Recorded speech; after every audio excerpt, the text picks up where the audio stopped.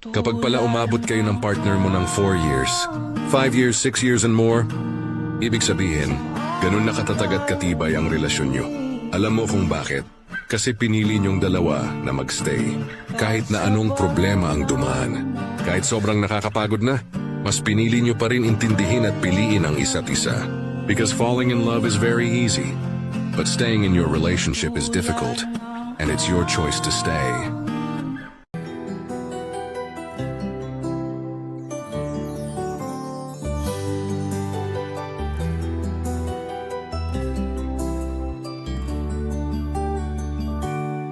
Bakit kapag tumitingin ka, natutunaw ako?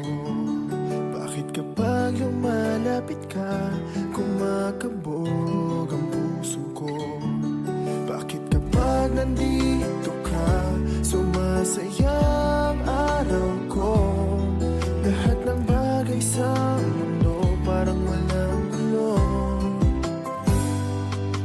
Bakit kapag nakikita ka, parang nasa ulap ako?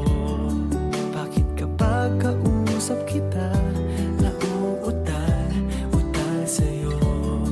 Bakit kapag nandito ka, nababaliw ako? Nababaliw sa tuwa ang puso ko.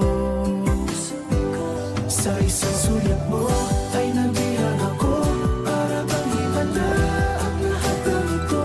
Sa isang sulat mo, nabigayin ako, nabalot ng pag-asa ang puso. Sa isang sulat mo, nalaman ng totoo, ang sarap mabuhay, punong-puno ng kulay. Sa isang sulat mo, ayos na ako. Sa isang sulat mo, napaibig ako.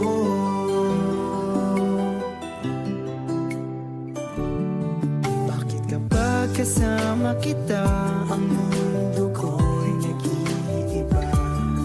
Bakit kapag kapiling kita, ang puso ko'y sumisigla? Bakit kapag nandito ka, problema ko'y nabubura?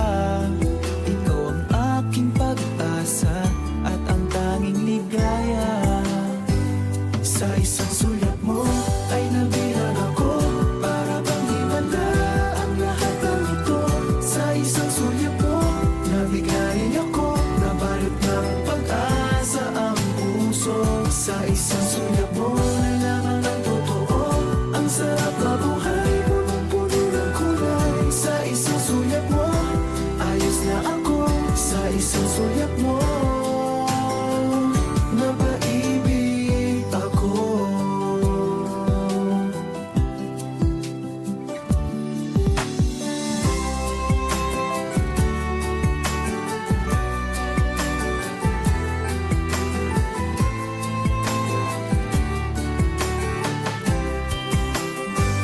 Sa isang sulat mo ay nabilang ako, para bang himala ang lahat ng ito.